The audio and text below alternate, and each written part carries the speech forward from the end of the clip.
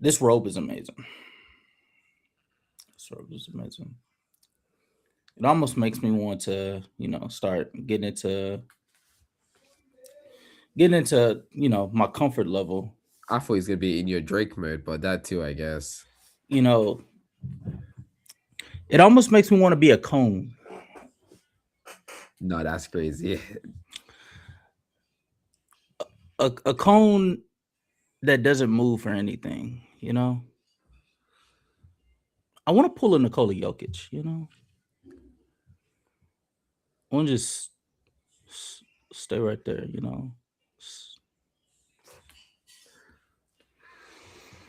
I've seen enough. Real You talk. You're know, here. I see I see Shannon. I see Shannon coming around. You know what I'm gonna do?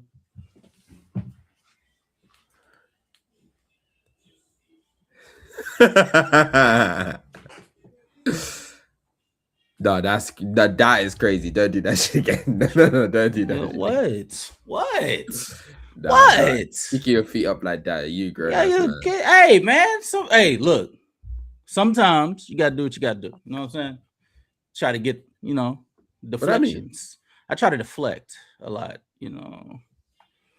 It's a quality way of being on the defensive end, right? Right, Zeno?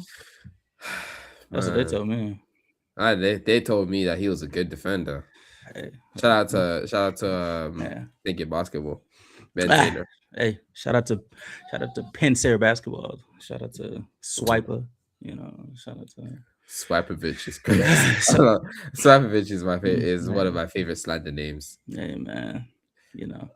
Shout out to the Jokic fans. You know what I'm saying? Y'all Mm. y'all finding a way to still survive while an apocalypse is going on in your world, and I don't know how you doing it. You know what I'm saying? I personally, I remember years of dealing with an apocalypse that was running on my parade when Giannis was getting knocked out in the first round and he was getting beaten five by you know underachieving unit, and you know he was losing to Jimmy and Bam, and And you know what's part you know is both times that he lost in five, Giannis was injured.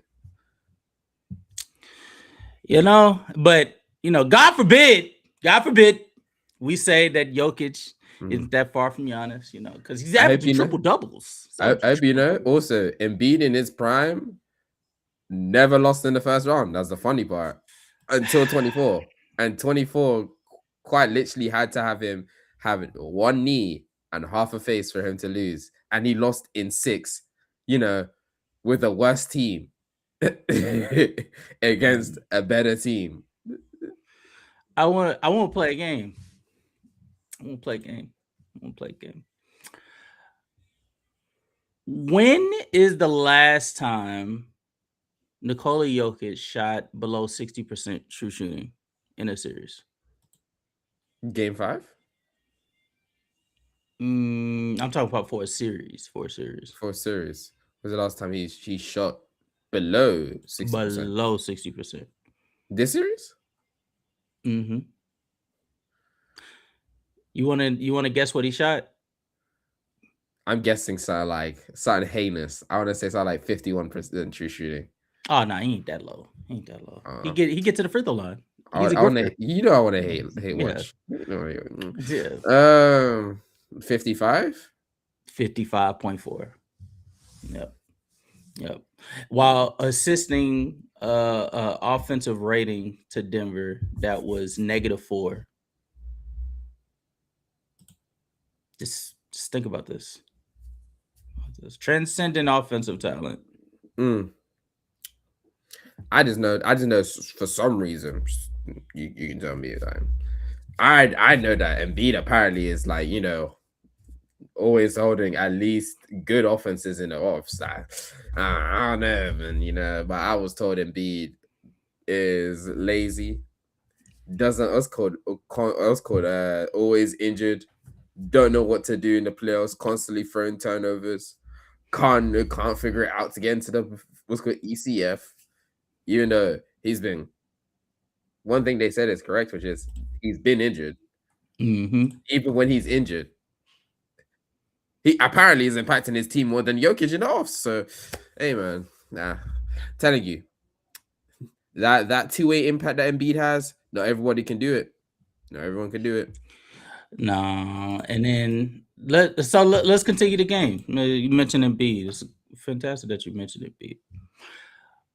Up against the Boston Celtics, who, correct me if I'm wrong, I think Boston had like a top 3 defense this year. It was I top 5. believe, yeah, I believe it was top 5, and then the offense was top 2. I'm sure. Yeah. Up against a top 5 defense.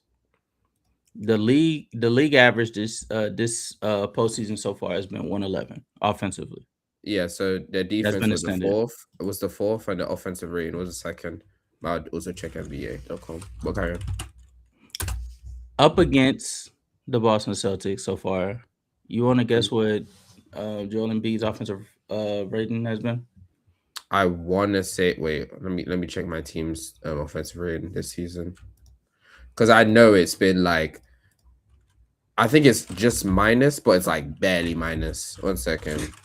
It's not -4. It's not. Yeah, I know. It's like barely minus. I just want to make sure. Yeah. -4 is crazy. I saw what you did there. Yeah. But my team's offensive rating is like 115. And I don't think we've hit 115 multiple times in this series. So I would say like 113. It's a little lower than that. It's like 110. Yeah, because we had like 1 or 2 games where our offense was that first game that Joel Embiid came back holds everything down. If you measure from game 4 all the way up to now, what would that be? Joel Embiid has led a 115.4. Sounds about right. Yeah, that's what I was saying. I was like, yeah, well, about 114, 113 is something I would see. But yeah, that one. And again, what holds Embiid down is he was hurt, and when he came back in, he still had to work into the flow of things. So he dealing with with continuity issues, still manages to push out a better offense than Nikola Jokic. I just want to say, it's not a coincidence. I just want to say, Jokic, before game 6, shot 18 of 52 against Rudy Gobert. The supposed GOAT offensive player, and I can't lie, at certain points I believed he was. Now, you know, at a certain point I kind of pulled back and said it's still Curry, but the so-called GOAT offensive player, the GOAT intermediate shot maker, the not intermediate, the paint non-restricted area shot maker, the little push shots, the little hook shots, floater shots, GOAT, is being held 18 for 52 before game 6 by Rudy Gobert. We don't trust you. All I know is my nigga Future was right, bro. We do not trust you, dog. We don't trust you. Cause, and you know this is the saddest part. Jokic still is impactful, because even during the game where he was playing like dog shit for the first half, and he really didn't start like being aggressive until like the 3rd quarter, trying to work him back, they were still staying in games because of what he could potentially do. He was capitalizing on that, giving opportunities to somebody like Cam Johnson, and Cam Johnson made the most of his opportunities. That man played, but he made sure we were going out with the best version of me. And he went out swinging. Yes, Cam was. I think he did a career high, I want to say, or maybe, probably. I'll check. Yeah, but he performed so well that they were able to stay within that game. And it wasn't just Cam Johnson. Also, Bruce Brown was giving them second opportunities, crashing the glass. Aaron Gordon, who I think was dealing with another leg injury or yet again another postseason, and he was trying to give as much as he possibly could defensively to be able to get them over the top. So Jokic's impact was still definitely felt.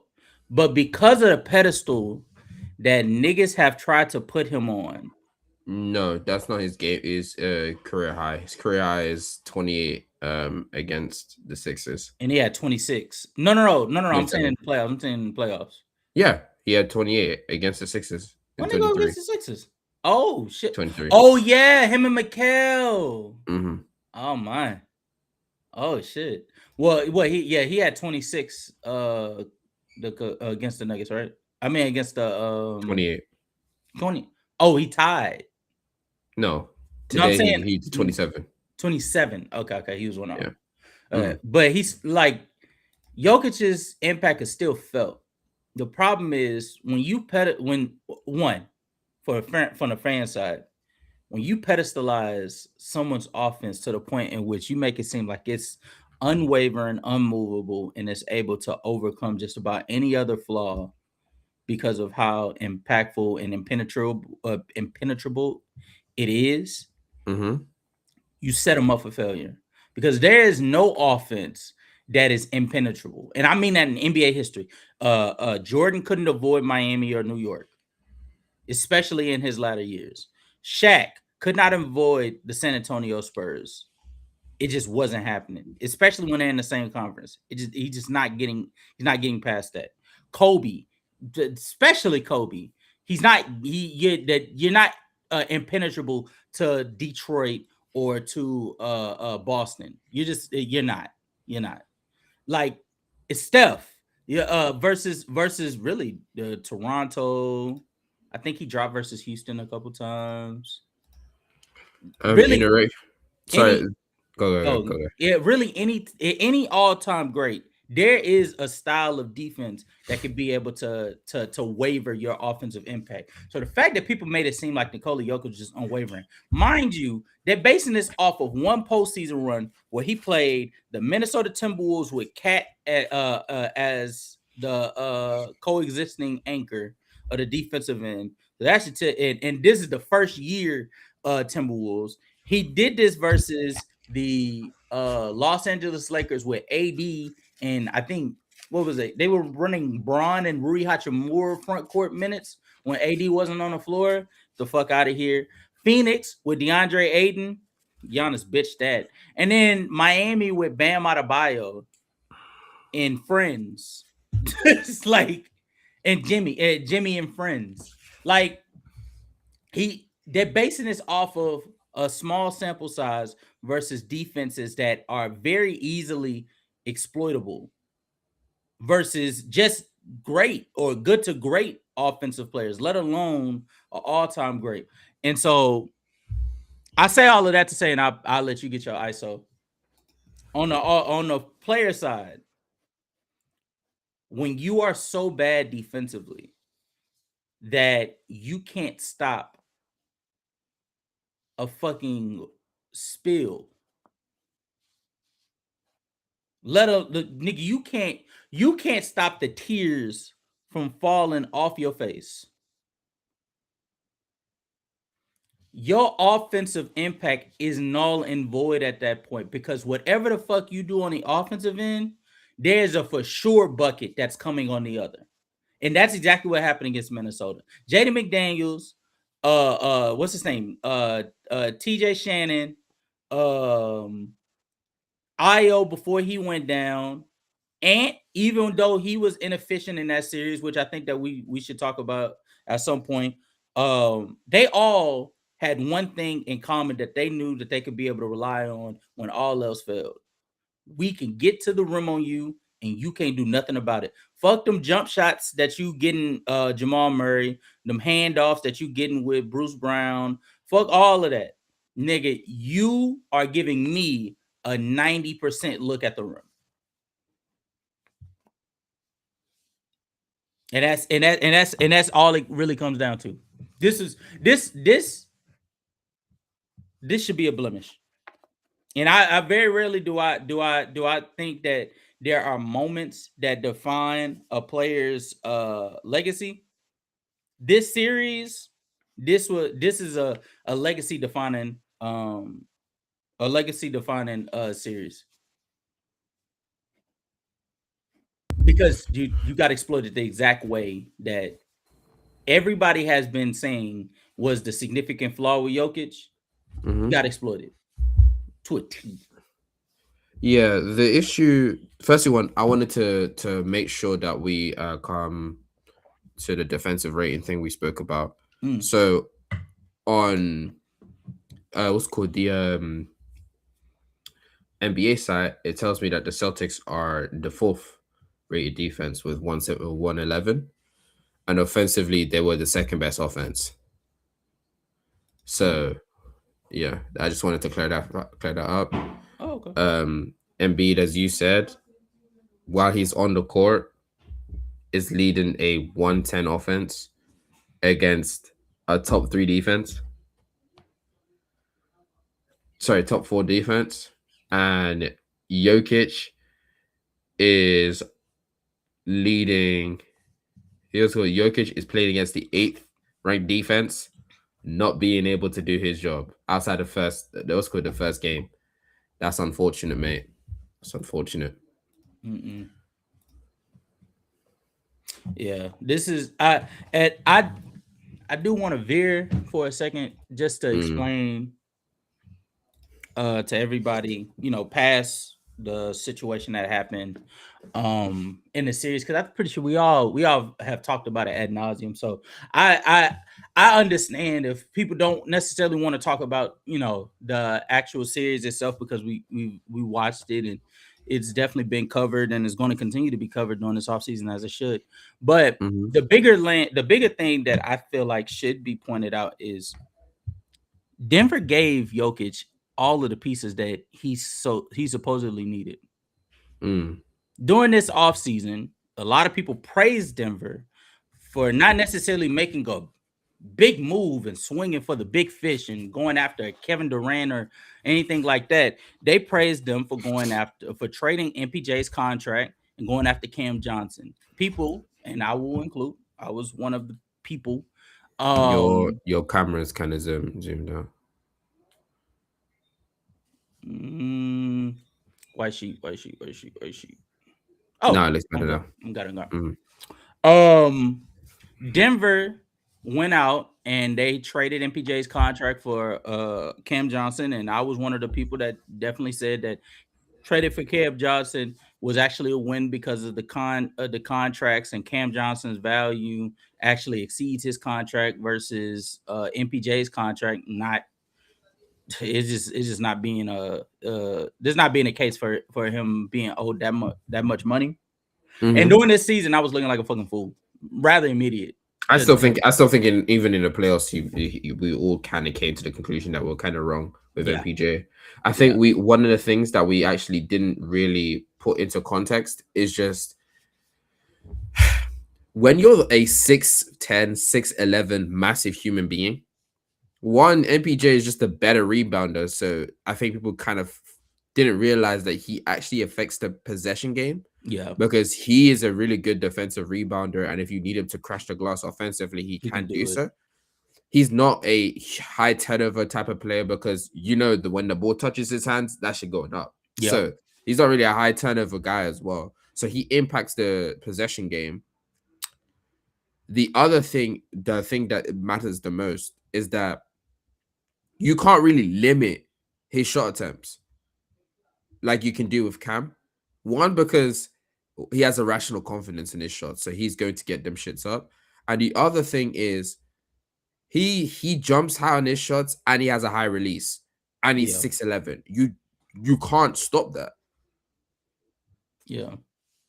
So while Cam is a little bit more methodical with his shots, that's when you kind of sit down and kind of realize not every 40% shooter is 40% made equally. Yeah, like certain people are 40% shooters because they they're methodically trying to work their shots into certain places, whether it's like a wing, what's called a shot on a wing, slightly contested, but they'll take it because it was called the time is winding down. It's like 7-6 seconds left.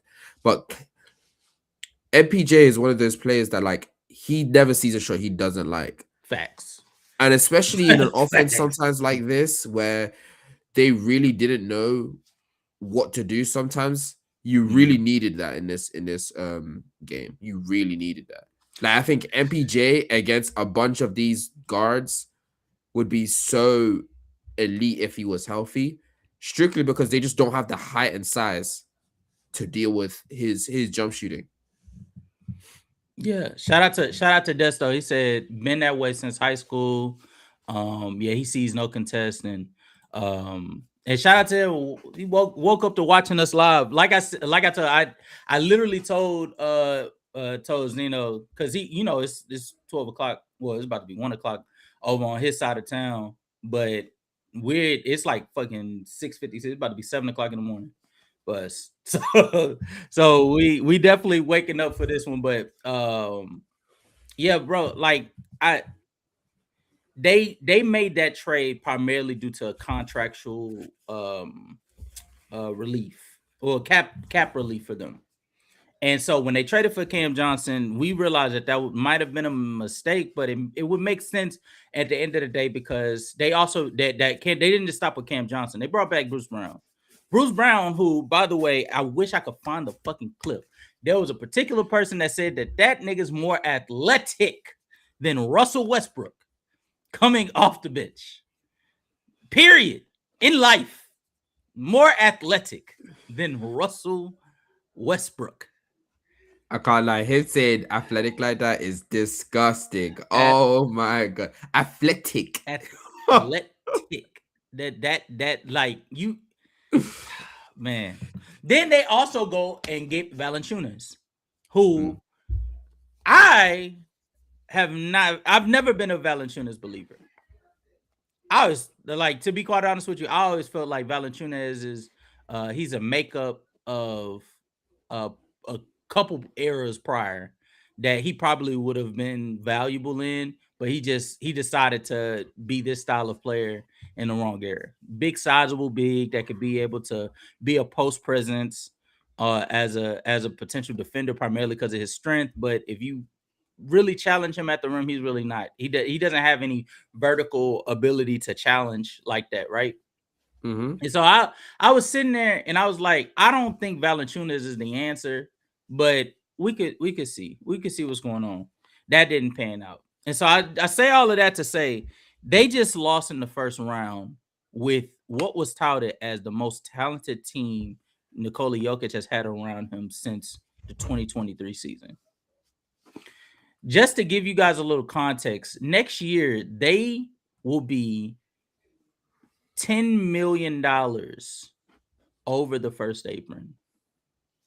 They will have the second to worst cap space in the entire league, which is supposed to be justified with having all of this talent on their roster. But yet somehow they got knocked out in the first round by the Timberwolves without their best player. Exactly. The JV team. Shout out to True. The JV team. It's not even the JV guards on the team.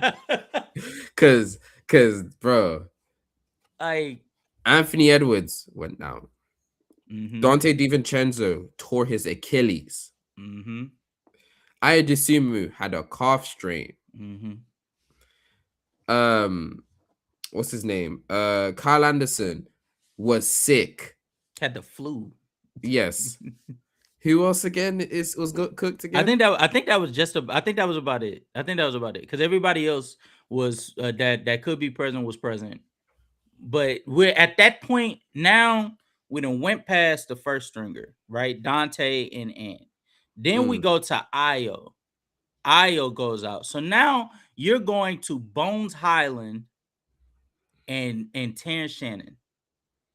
I'm sure even Bones Highland kind of gave them belt when he was playing as well. I think he got it. He was alright, actually. He had like an N1. He had like an N. I think it was like an N1-3. He got to the basket on them as well. Yeah, he shot 57% true shooting. He did what he needed to do. Like, when you lose in this fashion, you can't help but to look at the roster and to say, okay, there's something severely missing with this roster. And to be honest with you, looking at it, even though they traded Cam Johnson for MPJ, and I do think that was a mistake, I don't think that's the problem with this roster. The problem with this roster, it's athletes. They need more athletes, you actual athletes with actual skill on the team. That's what they need, because that's why Aaron Gordon is so valuable for this team, because he developed himself into an actual consistent 3-point shooter while being athletic enough to be the weak side rim protector and pretty much their rim protector, and also switch onto wings if needed. He's just such a big Swiss Army knife. Yep. Then what's called, they need a 3 and a 2 who's also an athlete. But then they picked up Cameron Johnson. So and Cameron now Johnson, they need a huge 2, a 2 who's what, 6'5", 6'6", 6'7", who's big, mobile, who can space the floor, possibly have ball handling responsibilities as well, because you just need more. Because you can see that when it comes to big physical defenses, Jamal Murray just can't keep running your offense by himself. Yeah. But it's, I agree with you. They need more athletes. They also need a center that could be able to coexist with Jokic, preferably somebody like a Robert Williams or something that could be like a pseudo lob threat, or while adding some level of mobility that You Jokic mean is to going to play be at the lacking. 4, so they play double big? That's exactly where they're heading, or move Jokic to the 4 and have them play the center to be able to cover it, whichever way. But that's where this is heading, because that's the only answer that I could really feasibly come to justify the next move that they make. The problem with that, though, and I don't think Jokic is that good of a POA defender for him to be playing the 4. He's not.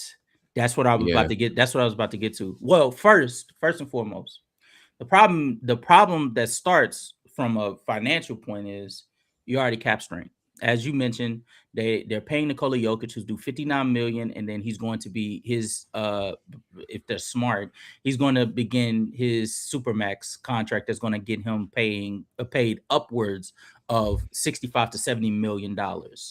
Well, no, he's getting the supermax. He's a fucking MVP. He's getting paid upwards of $70 million fucking dollars. Jamal Murray is getting paid $50 million next year.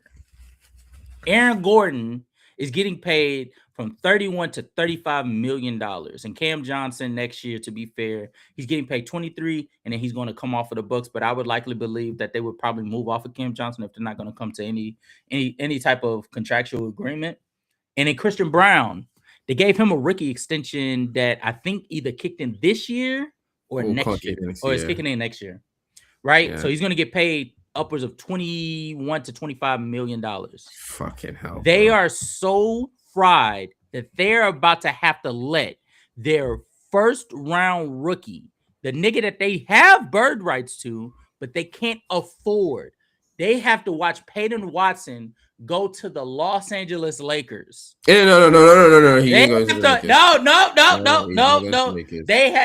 have to watch that go, because they have restrained themselves so much that even if a team said, "Hey, we about to sign your rookie for X amount of dollars," y'all got the Nuggets have to sit there and be like, okay, well, yeah, LeBron is gone next year, so that's gonna be. They're gonna have 52 million to actually play around with. Now, some of that 52 million is going to be allocated to Luka's new contract. But they'll still have I want to say 20 to 25. To be fair, they're also most likely AR is also going to be like, yeah, let me get some of that piece of that pie. Yeah, so that too. Yeah. Oh, Desto says, not gonna lie, Peyton and Gordon were who they were missing: athleticism, defense, and shooting. Absolutely, I agree. Absolutely. But that brings me to the next thing. Even if they got these athletes, even if they got the center that, let's say in a perfect world, they get Hartenstein. Let's say in a perfect world, because Hartenstein will be a free agent this year. Let's say they get Hartenstein. Brother, the Jokic is so athletically limited, Challenged. challenged, that you would be asking Hardenstein to do even more on the Nuggets than what he did in OKC, assisting and leading the all-time great defense. And how do Yeah. you think that's going to work out in the end? That's the other issue I think people kind of hasn't come to the conclusion with. You know, the whole Knicks thing where you can't really run what's called a defense with Cat and Jalen Brunson because of how bad defensively they were. They are together. I think people kind of not realize, like, with the regression of Jokic's like athleticism. Fire ringtone. Anyways, sorry about that, guys. But the regression of Jokic athleticism, and you know, after Jamal Murray also tore his, I believe he tore his ACL. Achilles. Was it Achilles? I could have sworn it was. I could have sworn it was Achilles. An Achilles. Here, let me check. Was it not AC? I thought it was ACL or meniscus. It might have been meniscus, to be honest. Okay. Because I'm pretty sure he never tore his Achilles. Yeah, I got it. Injuries.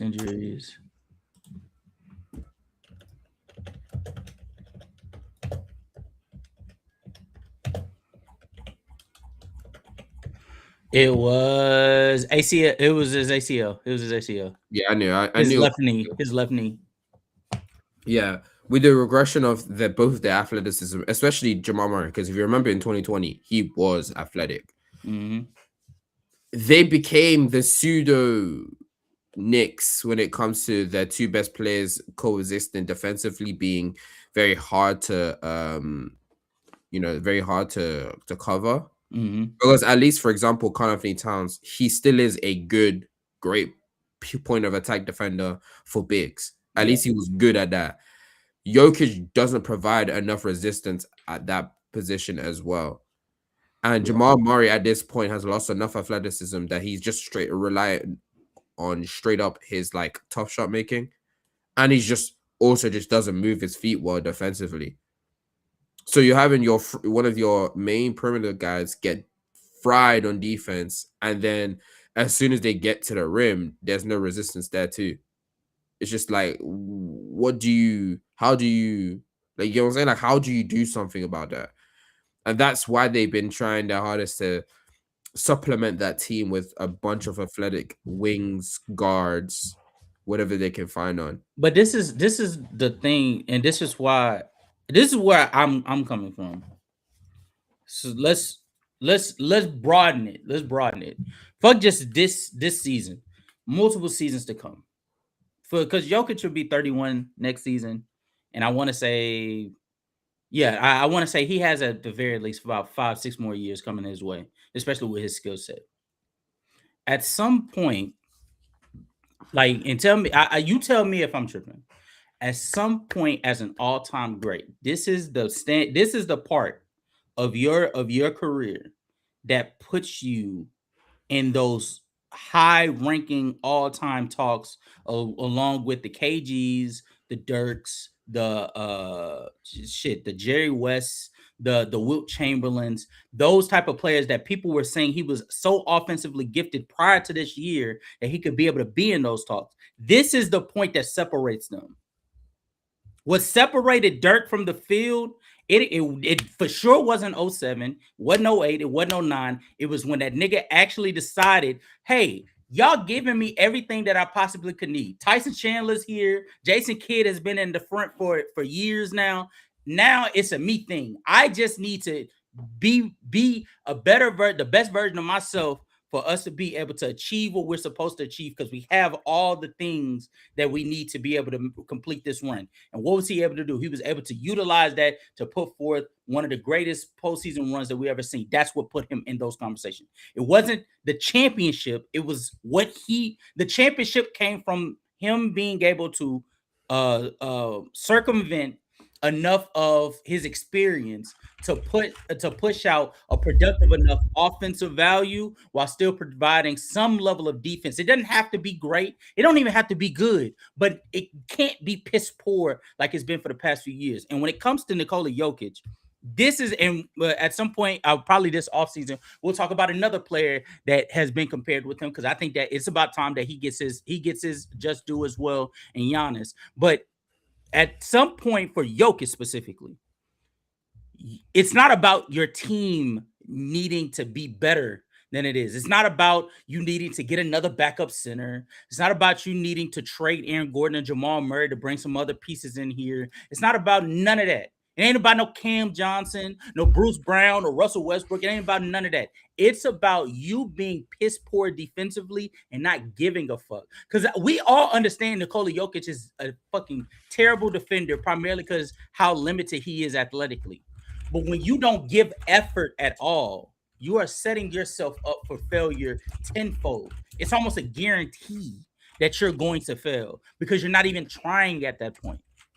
And that's the part that's holding him back in all-time talks, and is going to continue to, and is going to continue to hold him back from making deep postseason runs. Because I'm telling you right now, screw just OKC and San Antonio. That's the creme de la creme. That's the creme de la creme. I don't even know if Nikola Jokic is going to make it past somebody like the Lakers with the way that they're about to retool. You put athletic wings and lob threats around Luka, the Nuggets are doomed. Am I tripping? Minnesota, Minnesota, with the athletic wings that they have, and a generational defender, because we're gonna get to him in a second. A generational defender in their front line, and Rudy Gobert. Denver is they've already shown they're fried. They're fried. And it's not because they don't have the pieces to be able to offset what Minnesota can do. It's because the one piece that is a for sure for Minnesota is the fucking best player on Denver's team. That's the problem. It's not a roster structure problem. It's a star problem. You got to give a damn at some point.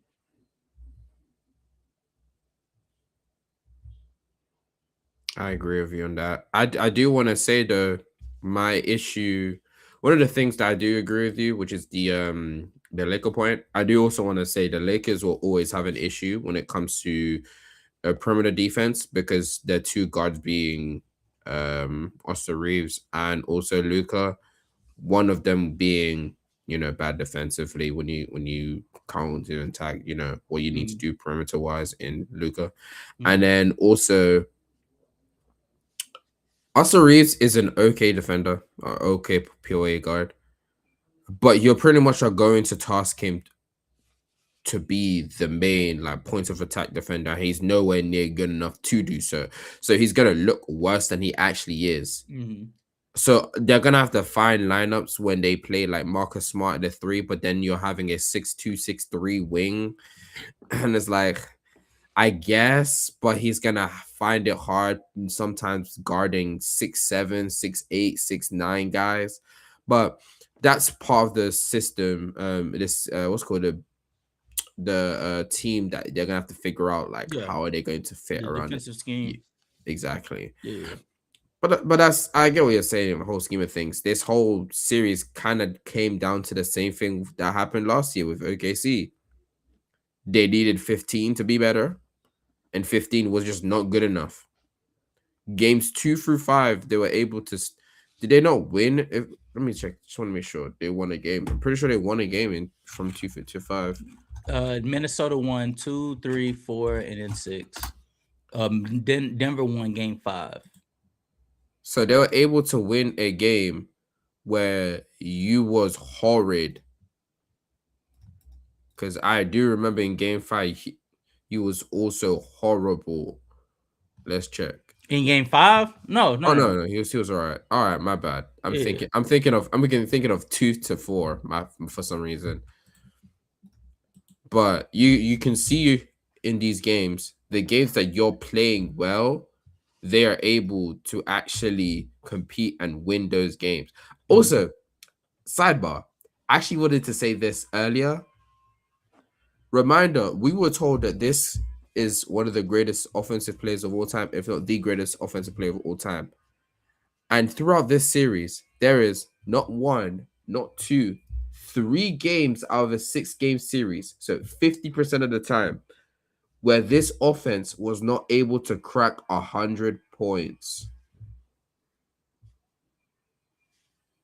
100. It's fucking atrocious. Fucking atrocious. I'm being so serious when I say most of what really limits. You know how they say Jokic's offense is his defense. What limits Denver's defense is their offense because they operate so slow because of Jokic's lack of athleticism. I know we keep saying it, but it really is that it really is the source of all of the issues that's been occurring. When you're limited athletically, that means transition is limited because as much as people point out how good of an outlet passer he is, if you are throwing the ball that far, that means you're more prone to turnovers. And Jokic knows that, which is why he seldomly throws those outlet passes like that. You probably see about, I want to say 3 or 4 of those coming from him. But the rest of the time that they get out in transition, they need their athletes out there. They need Aaron Gordons. They need the Exactly. Yeah. Jamar. You know what I'm saying? They need the Peyton Watsons, the Christian Browns to get downhill. And so when those aren't the best offensive players though. And so with that, whenever they get downhill, that there's only one way that it's going up, and it has to go around the rim. And so with Jokic, he's sort of putting his team at a disadvantage because if they don't get that look at the rim, they're just going to pull out. And when they pull, pause. They're going to go. They're gonna reset the offense. And when they go and reset the offense, they're waiting for Jokic to get back. But by the time he gets back, 6 seconds at the very least is off the clock. So now you got 18 seconds to make something happen. I don't think necessarily that's my issue. It's just that he kind of unironically kind of caps the transition offense, because why a lot of these players are really good transition scorers. Yeah, that was crazy. I can't lie. What? Bro, I said pause. One of the reasons why we have a lot of good offensive players in transition. Like, for example, Tyrese Maxey is able to just, as soon as he touches the ball and he's in transition, pause, by the way, he's just unstoppable with his speed. Giannis, speed, athleticism, size. Like, even Embiid, he's not like an elite transition player, but even Embiid has the size, frame, and footwork. Jokic is his player. Jokic is just too slow to utilize his skill and frame in the transition to generate easy points for his team or to even run with his team. That's the problem, and that's why I say he kind of caps their offense in transition. Although he's a great outlet passer, because he can't be with his team in transition. He has to throw an outlet, and then he relies on the athletes on his team to capitalize on his pass and playmaking. And I think that's one of the things when it comes to the offensive side of Jokic that I don't think gets spoken as much. Yeah. I also, and this is the last thing, and then we'll move to the positive side because we do have to praise at some point. What Minnesota? No, we don't need to. Yeah, I would need to. Yeah, we do. Yeah, we do. There's one. You talk about Timberwolves? Oh yeah, yeah. The last issue that I also have is, Jokic only has X amount of years left in his impact. I think we said it earlier. He had about 5-6 more years of this impact. He's going to start. Now is the time for him to make the decision to look himself in the mirror and make personal adjustments to himself as a player to be more impactful, because I'm watching a player currently that's on my roster that some of the issues with our success is because of roster structure, but some of it as well is because of how limited he is and what he decides he does not want to do to maximize himself as an overall player. And now, because of injuries, he very well might have even less of time left on his prime. Jokic needs to wake the fuck up because he has all the tools to still be in this race. I know some people have panicked and they're saying the window is closed and you ain't messing with OKC or the San Antonio. No, they're still messing with them. Because even with seeing what I saw against Minnesota, I still saw with their offense having moments of being incompetent, they still were finding ways to stay in games, primarily because of how easy they can generate shots via Jokic. Being in the center point of the floor, Spencer Jones is getting open looks. You know what I'm saying? Regardless of the efficiency that Jokic is showing, he's still going to generate those looks. So he's still that caliber of offensive player. But if you don't make these adjustments, that's going to be the separator between you and the top two in the Western Conference. You can't defend, they will. My issue with this whole thing is that the only way they would be able to possibly put enough like athletes and talent around him that way would be either they trade Christian Braun, which 25 million a year. I hope you could. I wonder who would pick that up. The Kings. And then also possibly trade Jamal Murray and find another star guard that's like that. Because honestly, Jamal Murray regressing this much as an athlete, I think is like one of the lesser things being talked about in the league. That has really nuked the what's called the level of defense that they can have. Especially with Jokic, and he was never really an athlete like that. That nukes the ceiling of their defense. Because how can you make a elite defense when one of your main guards is food that way, and then your big is also food? And it's not like he has some like real redeeming qualities on the defensive end, other than like deflections, hand and passing lanes, and his general IQ when it comes to running schemes. That's pretty much it. Yeah. So like, what are the two things that would need to do is either try and trade Christian Braun for an actual athletic wing that can actually do something and attach some picks to it, or trade away Jamal Murray and hopefully you can get someone that has the potential to fill that Jamal Murray spot. I just don't see the Christian Braun part. I don't see, but as far as Jamal Murray, I definitely can see a way. But I want to ask you, who would take Jamal Murray onto their roster? I don't think anyone wants Jamal Murray on his own roster. Oh, I could think of one.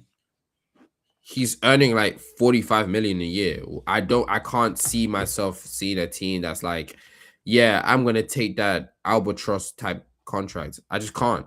I don't know. He just had a career year this year, so I could see a particular team take a chance on him, but they would because of their GM, they're going to sell low.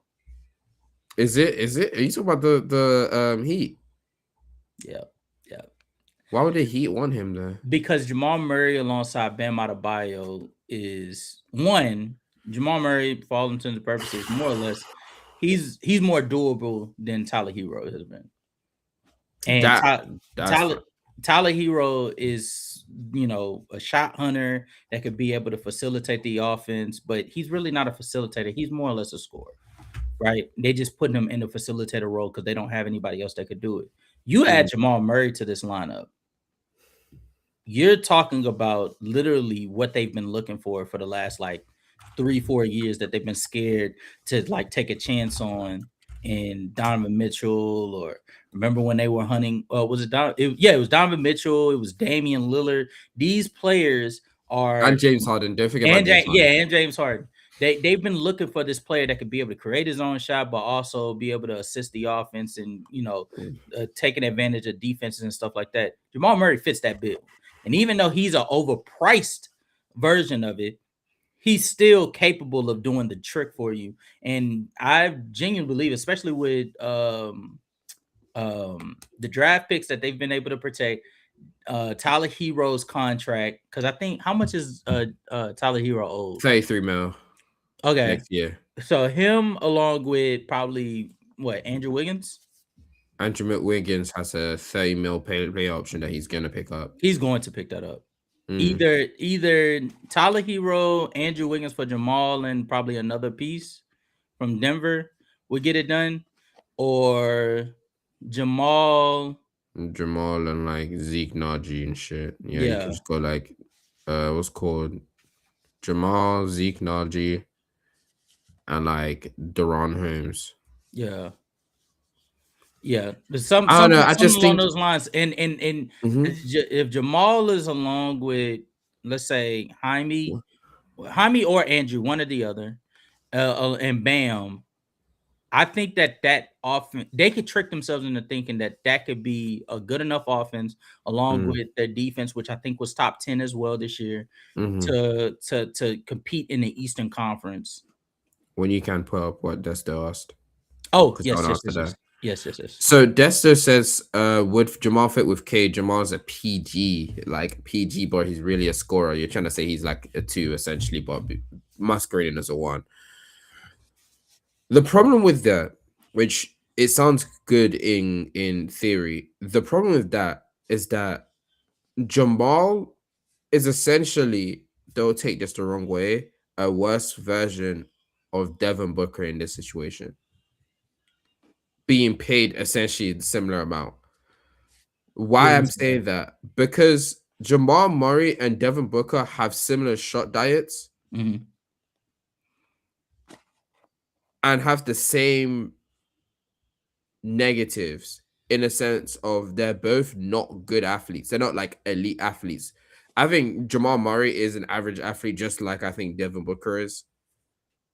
So when you're going to go into the playoffs, I think you're going to have the same issues where, especially in the East, especially on the East, when you're playing against like Orlando, you're playing against the Celtics, who has athletic guard wings.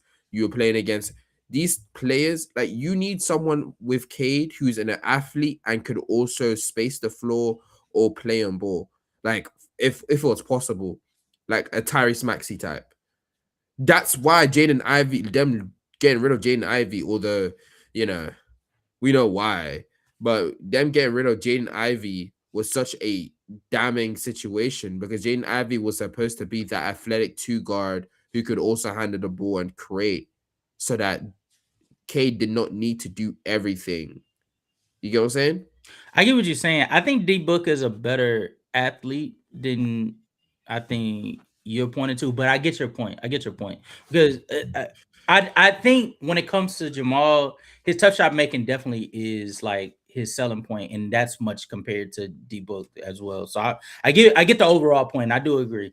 I think that, however, him playing alongside Cade, the problem isn't necessarily, his ability to create advantages with his athleticism that is lacking. I think that's what you're pointing to. I was thinking more creating his own shot and creating advantages, but also creating good looks for himself as well. Yeah, against like strong defenses, because even Cade kind of deals with issues when it comes to that, and then you're gonna put another player that deals with the same issues. I don't. No. I'm glad you elaborated on that. So I agree with that. And then on top of that, I think that Cade is gotten. He's trying to maximize his situation and being able to create transition points, but he just is not that quick of a player to be able to force the issue on transition like he would like to. Jamal is sort of similar in that way, while being much lesser of an overall distributor or advantage creator than Cade. So you're sort of getting redundancy within the That's team. where I was trying to. That's what I'm trying to Yeah, say without saying it. It's just that they kind of operate in the same fields.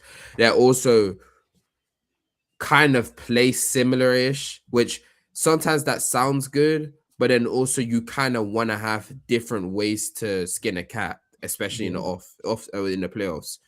So, and they still have similar issues when it comes to being athletes. It's just like that. That's why I've always kind of pushed back on the D book to the Pistons point as well, because I think then you're kind of stacking up on the same issues. And now you're having to get more athletes at the 3, at the 4, at the 5. But you Granted, can't because you just mhm, gave a large portion of your money to Jamal Murray to be on your roster.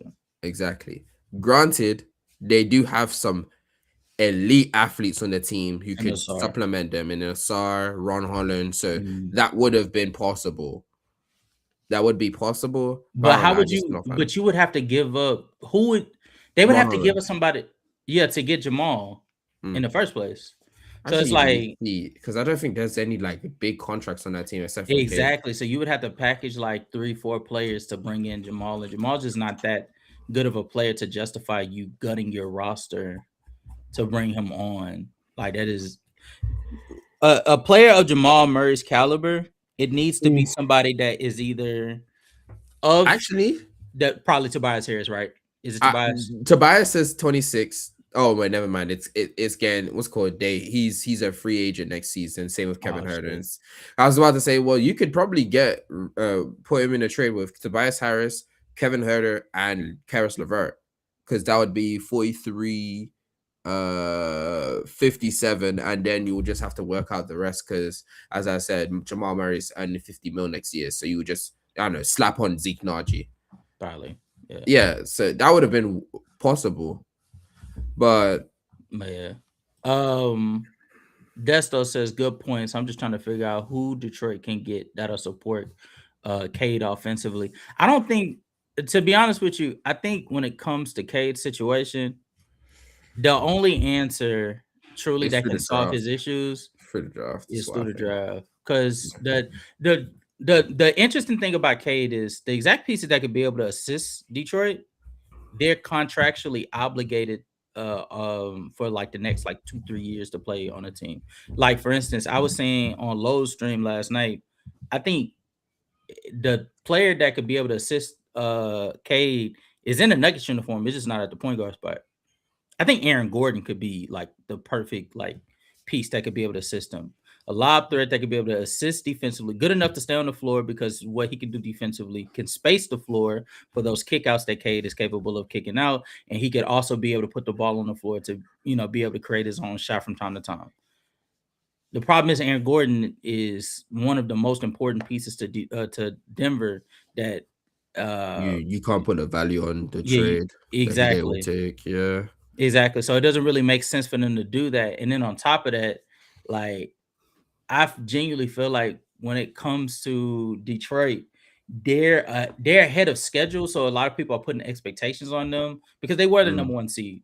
But this is a maturation process because a lot of these players that are playing, like Jalen Durant, a lot of people are on him for how bad he is playing this year.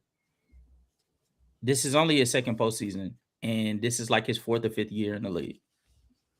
So there's a certain process to making reads and stuff that you only get through experience. So like to Mm. expect them to be able to get it quick. I think we do this thing where we get overzealous based upon like what we've seen from prior players that are like of similar style, that we sort of attribute that to players that are not the same caliber. And so, like, we've seen athletic bigs be able to translate in the postseason and utilize their advantages and Mm. and see success.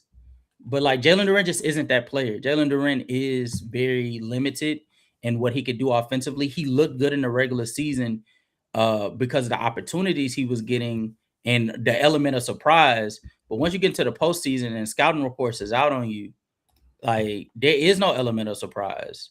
And by the time you get past game 2, nigga, the fuck X's and O's, nigga, you have to make adjustments. You just have to adjust on the fly. And Jalen Durant is not the type as he showed against New York last year. He's not the type to just make adjustments off the fly. And so like you need somebody that could be able to set the table up for him. And I think Cade has been so busy scoring, taking care of the scoring load because they have nobody else that could be able to assist in scoring, that that's sort of, he's been busy with that. He hasn't been able to set the table. I can't lie. My thing. I know I've been quiet. I've been thinking about like what player could really fit in that what's called in that fourth spot that would really fit them. If they could get PJ Washington, I like PJ. I like PJ. I still the have issue a bad is taste in my mouth. Pause.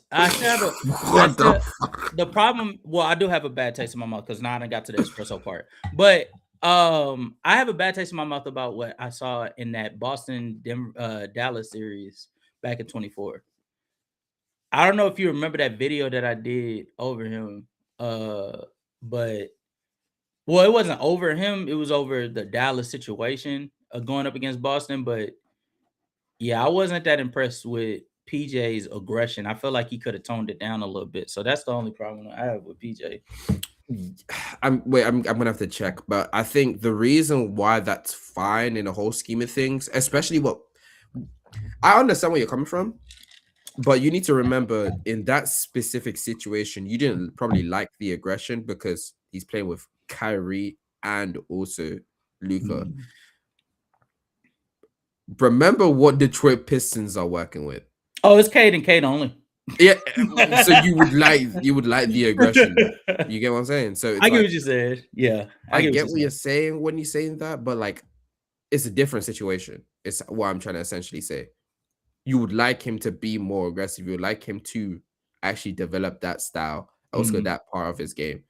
So I wouldn't be that surprised if this season, because this season he shot 33% on 4 attempts, so quite stinky. But a year previous, he shot 38% on 4 attempts. Well, okay, I'm gonna give PJ an out. I'm gonna give PJ an out because I was watching him this year before he went down, and after AD got out of the lineup and he was dealing with his injuries and plotting on getting traded. PJ was playing out of his fucking mind.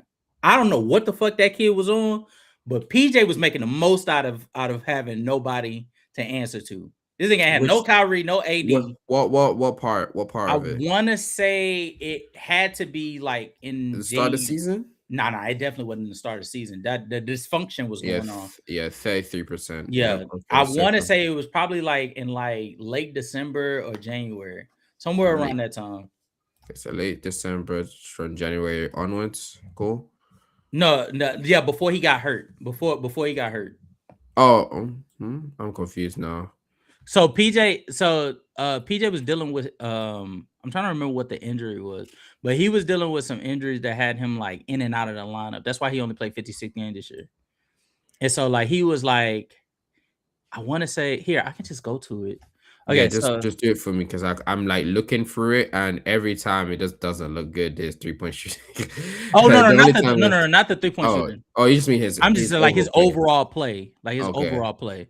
That's fair. I want to say, is it this one? I think it's December to January stretch. Cause he got hurt in that last, like, I want to say it was the game versus Houston. Yeah. So here's the stretch. So he averaged 14 with a game high of like 25. He averaged 7 rebounds, an assist, and a steal, and 2 blocks. Shooting 51% from the field. Yeah. 28 from 3. 28% from 3. Wow. Stinky. Yeah. And 72% from the free throw line on 2.5 attempts. I think you put that in Detroit. The spacing don't change, but you do have a lengthy wing that could be able to attack. You essentially trade Tobias Harris middies for someone who's not as offensively inclined as Tobias Harris, but adds on to your defensive side. I think he's even more versatile than Tobias Harris. Well, he is more. I found a stretch. Yes, I found a stretch. Found a stretch. All right.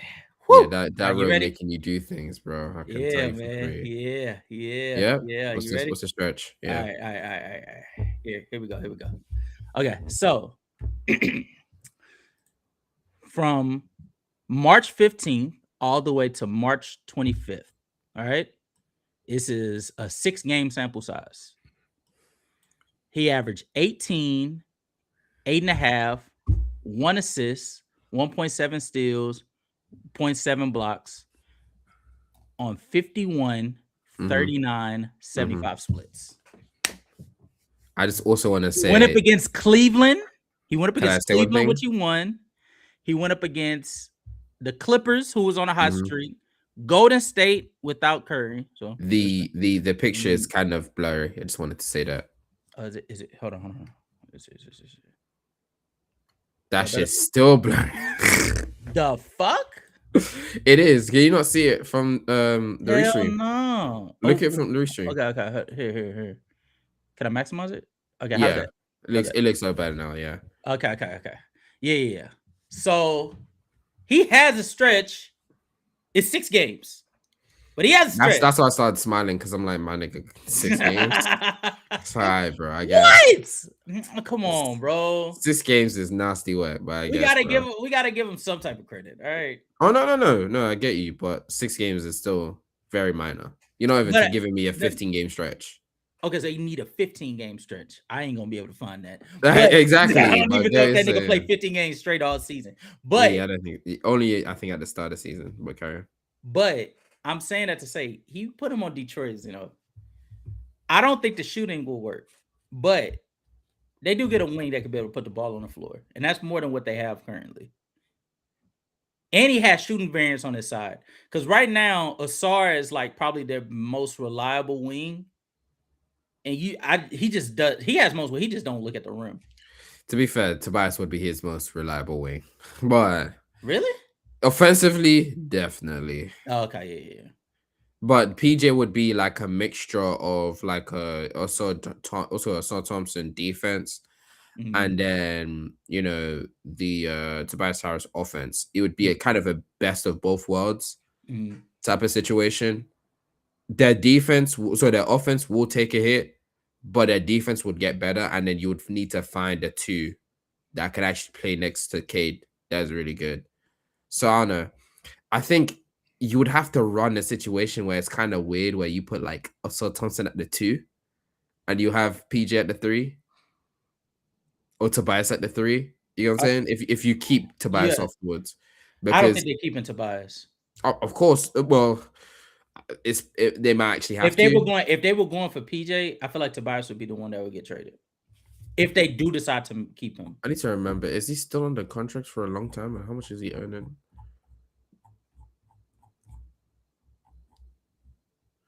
He's earning only like 90 mil next year. Like, Tobias, what if they did a sign and trade with Tobias? ooh, that can actually work. And then I think the Mavericks would like that too, because they definitely actually need that too. So I can see that happening, to be honest. The Mavericks will need that because they need the whole spacing, because they have spacing issues. I think I think Dallas is going to retool. So I see like a lot of players, and we're going to cover it during the offseason, but like I feel like a lot of players finna be on a move either during the offseason or they're prepping them for this upcoming season to like buffer their stock so that they could be able to move them on. Like Daniel Gafford, I don't think Daniel Gafford's on that roster by the end of next year. I thought it was me. I thought you meant it was Derek Lively, because that nigga always injured. Derek Lively too. I could see somebody like the Clippers saying, "Hey, we'll trade you." Derek Lively has played 7 games this year, and the year previous he played 36. He's played 43 games in 2 years. He's played 98 games in 3 years. That's fucking nasty. Oh well, I mean, in a regular season, in a postseason, he played 21. So well, yeah, but I mean, Well, you have when you have Daniel Gafford at your 119. disposal, PJ Washington Mhm. is your front court is buffered. What? Who also was a I part of don't. that front court? What? Derrick Yeah. Jones Jr. Like when you have a plethora of players that could be able to circumvent for you. They don't have Derrick Jones Jr. this year. They No, have. no, no, no, no. I'm What do you mean? saying, Okay. yeah. When they played, when last time they made the playoffs. Mhm. Yeah, he's going. Yeah, you're gonna be fine, Derek Lively, because like whatever you give us, we're good. We're good with. But I think now with them retooling, you don't have to hold on to Derek Lively if you don't want to. Derek Lively could honestly go to a trash ass franchise, let him develop over there, and then He can come. He can come to the Sixers. you can come to Milwaukee. No. I give you Miles Turner. Miles, you're nasty. I Why give would you- you throw? I why give would you you Miles throw away Turner. Miles Turner for no reason? Hey, That's crazy to say. I'm pretty sure he just meant both sides of the same ass. That is nasty work. Is that what he meant? No. Remember when he was in Indiana Yeah. and they were booing him? Mhm. He sat there on the bench and the camera went to him and he was like, Oh, the page is closed. Oh, yeah, that's crazy. Oh, that's "Hey crazy. man, shout out Miles, man. It was nice while he was here." You know what I forgot to show you? What? I came up with a name for us. What a name for us. Yeah. I like this one. Yeah. I feel like, when Sturdy isn't here, we don't have our A. So we need to come up with another name. And so I felt like this was Maybe that guy was right with the I. Let's go with IHY.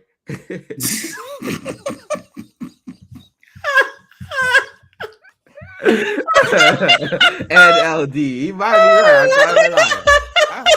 I can't even lie. Some people definitely deserve that. That is nasty work. What? I feel like what we both speak English. And we like muffins. Like what I do? Anyways, back to the conversation All we were right, having real man. quick. All right. Guys trying to be funny, yeah, I guess. Real quick, I want to show you this clip. Mhm. Have to listen and stop putting words in my mouth. You have to just Okay. So listen to what I'm telling you. By me making that statement, they took it and said that I was saying Rudy Gobert was a greater defender than Hakeem Olajuwon all time. It wasn't a ranking. Yeah, exactly. It wasn't a ranking conversation. It was about ability. And the fact that Rudy Gobert is. Can I what? Stop the clip for a second. My man on the right enjoying his food, dog. He enjoying his food. Facts. Big facts. Shout out to was it P5? P5. Yeah, P5. Holy, love- bro. yeah, Hungry, dog. Yeah, P5 will forever be immortalized for him sitting in the dark. Yeah. That man. Oh boy. Oh He's an man. elite post defender. He's an elite rim protector. He is just as great as Hakeem Olajuwon in those aspects. And the fact that he can cover the ability. Hold on. It wasn't a ranking. Yeah, exactly. It wasn't a ranking conversation. It was about ability. And the fact that Rudy Gobert is an elite post defender, he's an elite rim protector. He is just as great as Hakeem Olajuwon in those aspects. And the fact that he can cover the perimeter better than Hakeem Olajuwon says that he's more versatile of a defender. Okay. And that's what they got upset. That's what they got upset about. So thank you.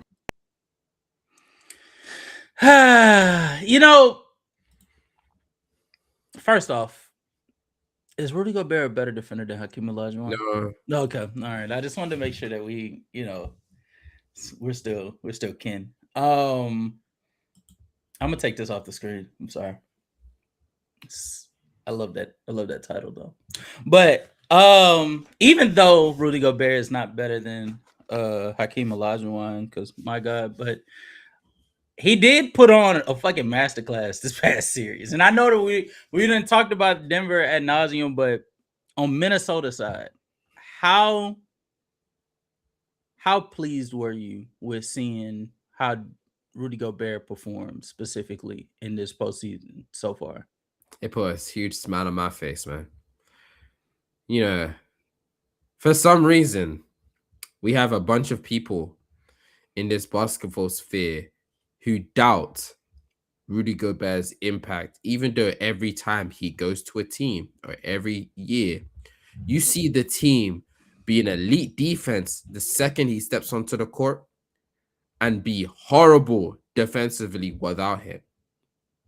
You see him constantly holding down a top 5 defense every single year. Even in 21, if I remember correctly, the Jazz had the number 1 defense. And if you look on that team's roster,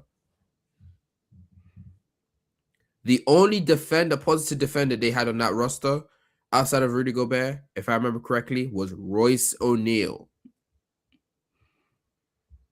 So you're telling me Rudy Gobert was able to anchor the number 1 defense with Royce O'Neal as his only help defensively. And people could not get out of their minds that, yes, he could have been one of the main issues when it comes to COVID in 2020. But let's keep it real. COVID was happening to everybody. He was the one that we visibly first saw, but it's very possible that other people had COVID before him.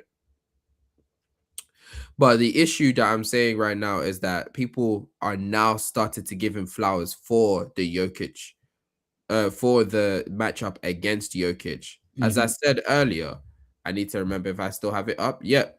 Before Game 6, Nikola Jokic scored 18 field goals to 52, which is 34.6%. When guarded by Gobert. That is some elite POA defending from your big. Yep. And that series cemented what we've been thinking about Gobert for years and what taken so long for other people to realize. Gobert is one of those type of defenders, and you guys will not be able to deny it anymore. You guys will not sit here and tell me in 21, oh, he's that elite defender, so why is he allowing Terrence Mann to score 40 points in a closeout game? Yeah, maybe because he's playing with me and you on defense. I don't know what to tell you, bro. Like, he's literally playing with me and you on defense. So, of course, he's having to show and actually contest Terrence Mann instead of staying in the paint because his guards or wings cannot defend a lick. Yep. I feel like when we wrap up Rudy Gobert's career, there's going to be more people that say that he's a top 10 defender all time than people that say otherwise. It's starting to become undeniable at this point. I think when we saw him when he first got to Minnesota, I think there was some questions because of how, we felt about his Utah stint, how we put expectations on them, but they weren't able to succeed and shit like that. But by the time he got to the second year in Minnesota, it was rather like clear, like, yeah, this defense is showing out, and it's primarily because of Rudy Gobert. When they had arguably the best defense in the league, it was primarily because of Rudy Gobert. Pretty sure they had an all-time defense that year. They had yeah. Mm-hmm. And especially in the regular season. In the postseason, I think it dropped, but it was primarily because of the Denver series. Mm-hmm. And then the Dallas Mavericks series too, because Luka showed out. Yeah, but Luka proceeded to give belt to ass that series. Yeah, facts. But Rudy gets held accountable for expectations that we don't put on any other big. Him not being able to guard in space is not something that is just like solely towards him. There's a lot of bigs that either didn't guard in space, or when they did, they got exploited. Actually, I'd say Rudy Gobert is probably, outside of AD, is probably the only all-time big that's like top 15 that is actually capable of guarding on the perimeter and doing a solid job at it. Embiid in 2019. Oh, you talk about all-time great. Never Yeah, mind. yeah. I was Like, like, it ranks in top 15. yeah. But like, I think when it comes to Rudy, and I think that this is unfair. I think Rudy gets held to a standard that other people don't, and he keeps raising the bar to where the expectations become even higher. Because make no mistake about it, this is his 10th year defending at an all-time level individually, let alone translating it to impacting a defense that I want to say is top 10, top 5. Only I've said it, and I use this argument for Duncan all the time. Name me the bigs that anchored all-time that anchored all-time defenses and anchored defenses that at minimum were top 10 for 10 plus years. It ain't that many. Bill Russell, Hakeem, Duncan. And then Draymond is working on his, and Rudy Gobert is now approaching that as well. And mind you, Rudy Gobert, unlike those the other three KG didn't do it either. Unlike Duncan, Hakeem, and Draymond, Rudy Gobert has years where he has no defensive assistance. And so I feel like we're at that point where the bar has risen so high that this is the epitome of his defensive peak, and he gave all that he could to be able to put Jokic in a fucking straitjacket.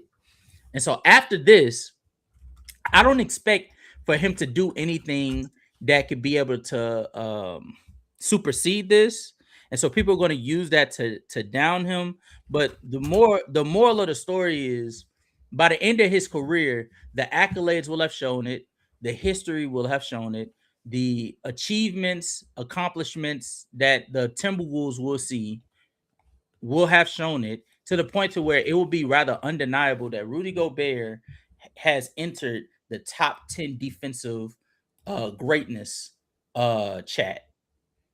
The defensive player of the years, the all defensive teams, the all-time defense, the all-time defensive metrics, the defensive moments will all be there, to the point where there is no reason for you to put many people above Rudy Gobert.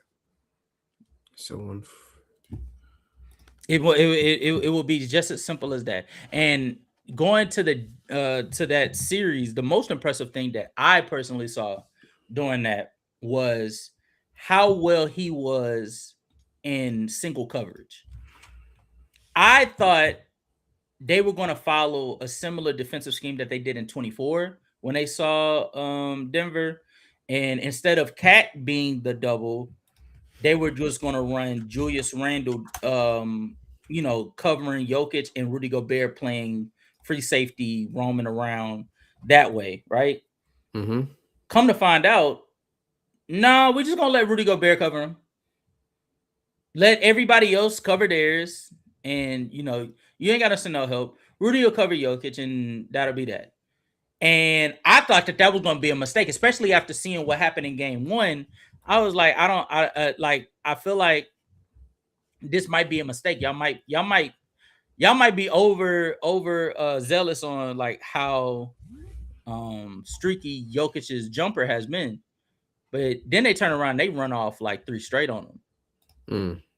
And it primarily had to do with Rudy's like ability to be really witty with his timing. I think Jokic has like this abnormal way that he gets shots off. And so there's only a seldom amount of people that can actually defend that properly and cause, issues with his release point. Rudy Gobert is one of them, because he has the size, he has the height, and he has the length to be able to still cover it. But what makes him special compared to somebody like Mobley is the fact that he not only has that, but he also has a precise maturity in his timing, to where he'll wait until you get to that point where you feel comfortable like releasing, and he'll make sure that he's there to make that release point have to diverge to a different angle. in which Jokic, like, I don't care if you're Jokic and Embiid, whoever you are, that's a tough way to get a shot off. Unfortunately, Embiid, he wouldn't be able to do that to Embiid because Embiid would always put him in foul trouble. So you'd have to be even more precise. No, yeah, But no. he concedes the stuff. Most That's the difference between Embiid and Jokic. Embiid is always has the ability to put your big in foul trouble so that his offense becomes easier for him to create. But that's another all-time great scorer. So yeah. What I'm saying this to say is what Rudy specializes in is eliminating as many options as possible to where from what he sees, you won't have many counters to go to. Not to say that he won't get exploited at some point, but more or less it's a game of chess with him as a single coverage defender or just a team defender, period. And so I think that Jokic had his work cut out for him. Rudy Gobert is one of the greatest defenders of all time. And then yeah, I don't really feel like I have much left on Rudy that I need to see. What about you? You think there's anything left that he could do in his career that was I already have Rudy Gobert top 15, top 10. Mm-hmm. I one of the questions I did want to actually ask you, you can answer it relatively quickly or how you feel. Yeah. Is Rudy because they asked this in the Discord. Mm-hmm. Is Rudy Gobert the best defender of his generation? Because the names that I instantly thought of was Draymond, and AD. I think he's better than AD when you think all time. I think he's superior to AD primarily because of availability. That's what I'm saying. All time, yeah. Like he's just been there for longer. I think him and Draymond. I think AD has higher peaks, but I think he's just not been there as much. Agreed. Draymond. I think Draymond has done it at a higher. I think Draymond has done it at a. What's the word? Basically, I think Draymond is able to showcase his because he's on a roster that's proverbially like finals bound for a large portion of like his prime. But for somebody like Rudy, he's on rosters that at most they're probably going to the second round.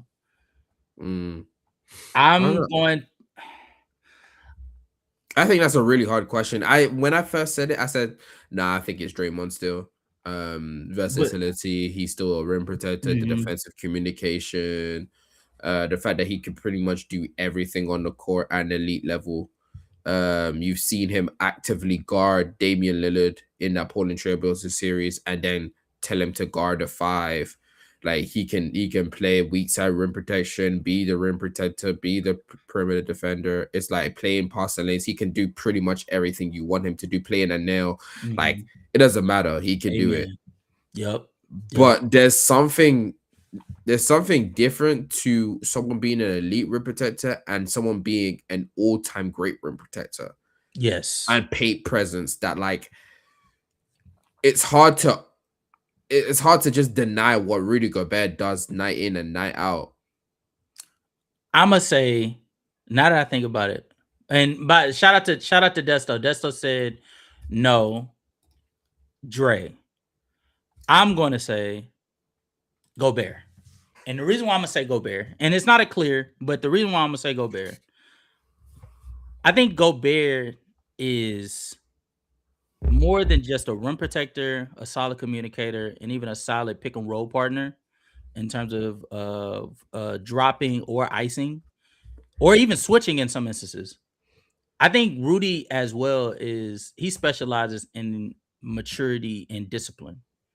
Draymond has moments where Draymond will be overzealous to the point where he can get you into foul trouble sometimes because of him, racking up techs or him being over aggressive. And he even has times as well where he will also tech his way out of the game. He'll get 2 techs real fast because he talks too much or he's too over emotional. Yes, or too emotional. And so I think that plays a part on the defensive end just as much as moving around, moving around and being able to occupy a lot of spots. Because if you occupy all those spots, that means that there's a necessity of you being on the floor to do those things. And so when you get yourself kicked out or you put yourself into foul trouble just because you're trying to play like a chess game, you start putting your team behind the 8 ball. Rudy Gobert doesn't have those problems. Like even when he got like 5 fouls against Jokic, it wasn't because he was doing things that was unnecessary. It's just the flow of the game. It's just like ticky-tack things that are occurring, right? Draymond is like a pure, like when he gets those fouls, about 2 of them you could book it. It's going to be because he was like being too over aggressive or trying to do things. So I'm gonna go with Gobert. Here before I kind of agree with that. I think I would go back to. Here before we go out, let's do. I'm gonna ask you these questions, and then I want to play one more game with you before you wrap up. Because I thought we was gonna. So I'm not gonna lie to you. I didn't think we were just only gonna talk about the Jokic. I didn't think we were too, but we got a lot of content off of it. So we're gonna make the next like 3 topics. We're gonna try to knock them out in about 3 minutes. Yeah, I think we can do that. That's crazy. That's crazy. They don't get enough for a 10-minute segment each. Tough. Hey, chat, look, hey, if I let you know what's going on behind the scenes, I promise you, y'all gonna realize who the real bad guy is. I'm not trying to hold us from this. My bad for having work. Nah, hey. Should have quit. Anyway, all right. That's crazy. All right, so we got game sevens. We have the what do we have? We have the Celtics, Detroit versus Orlando.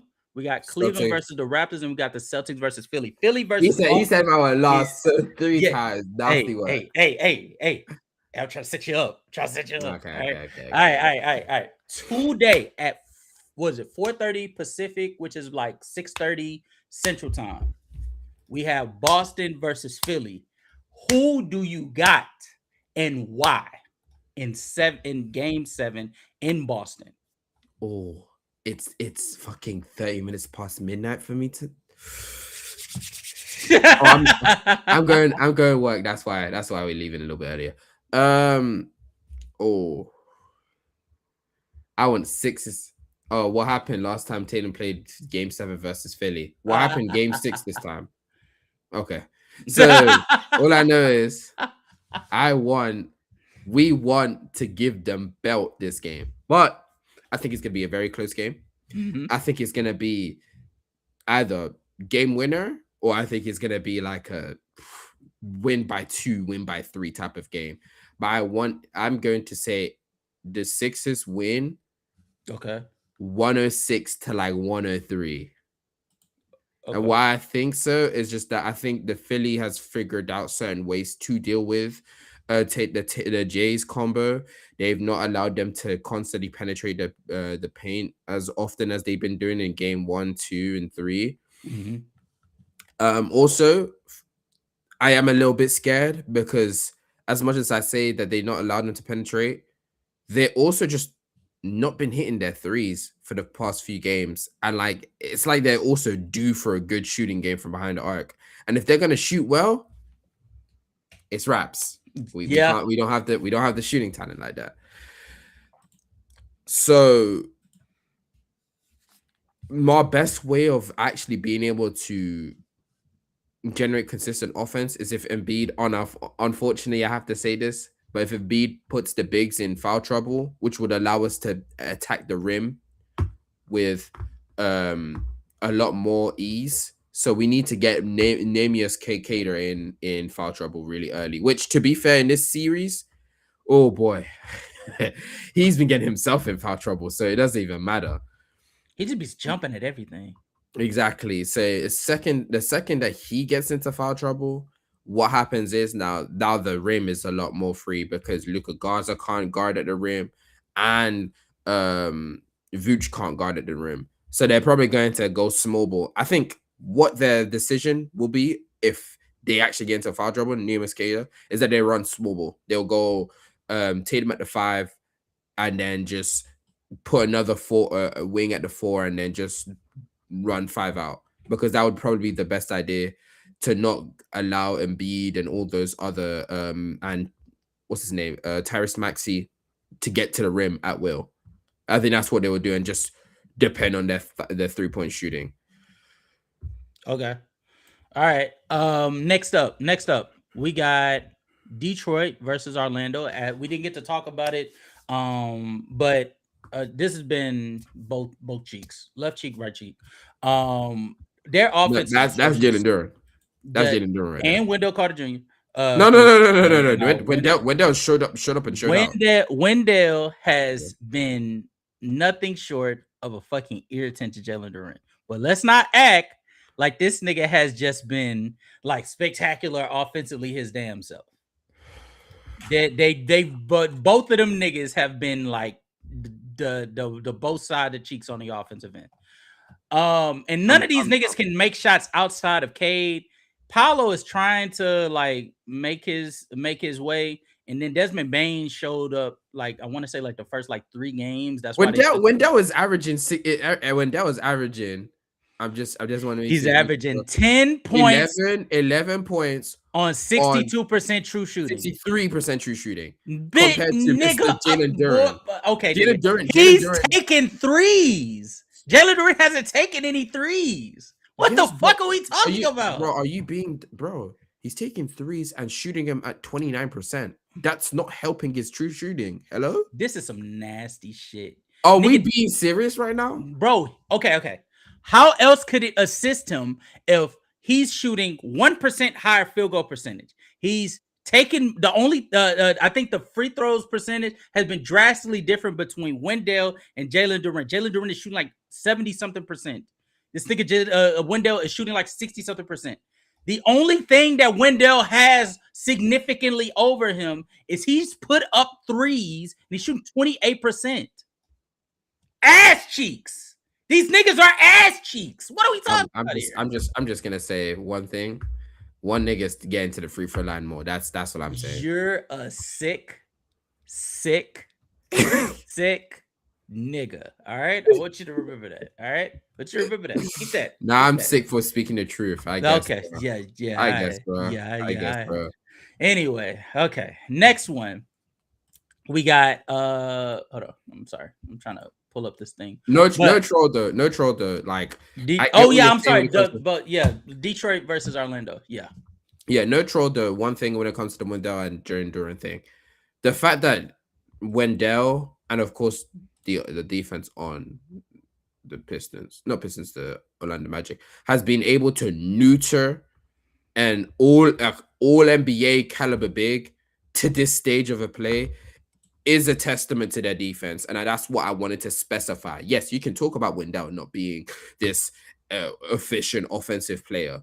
It doesn't matter when Wendell is not that level of a player. Wendell was not supposed to be going band for band with your all NBA caliber big. That shouldn't be the case. But I do want to say though, I still want to take the Pistons strictly because, and I really want to see how that offense is gonna look against another team. Like, wait, they're playing the Cavs next, right? After this series, let's see. I'll check right now. After this series, they're seeing the Cavs versus Toronto. Yes. Yep. Yeah, never mind. Any of the two teams, they're gonna get blitzed. Guess who's gonna get blitzed? Wait. Tonight? Oh, well, I'm glad that we're getting blitzed tonight. We're getting blitzed tonight. We're getting blitzed tonight. Speaking of the team that you just said that they're gonna get blitzed, which I think you just gave the answer. Cleveland versus Toronto. It's game 7, Sunday, 4:30 Pacific time. Who you got? I think this is gonna be another. I think all 3 game 7s are gonna be gritty. I think none of these game 7s. Well, we all know that the Pistons Orlando Magic game is 90s basketball, so 2000 basketball, so that's one thing. Yeah, but I wouldn't be surprised that this game would be another game where they're barely cracking 100s as well. I don't think any game 7s in the East is cracking 110. I think the highest that they maybe get is 109. I think realistically it's going to be a 106-ish for everybody. If you say like average offensive rating, I think it's going to be like for all three teams 103. Okay. So I think this is going to be another game where I probably would give it. I'm going to give two things. My honest like analytical brain is going to say I think that the Cavs are going to win this team. They just have the better offense. They have the better players. What's his name? Evan Mobley showed up and showed out on when it comes to how he can utilize his physicality, his spacing, especially his 3-point shot has been looking good. But I want Toronto to win. Why? Because Scottie Barnes this series, oh my god, bro. Scottie Barnes, I need to show you guys what Scottie Barnes has been doing this playoffs. Scottie Barnes this playoffs is averaging 24 points, 9 rebounds. No, it's not 9 rebounds. 6 rebounds, 9 assists, almost steal and a half, and almost 2 blocks on 50, 35, 77 splits.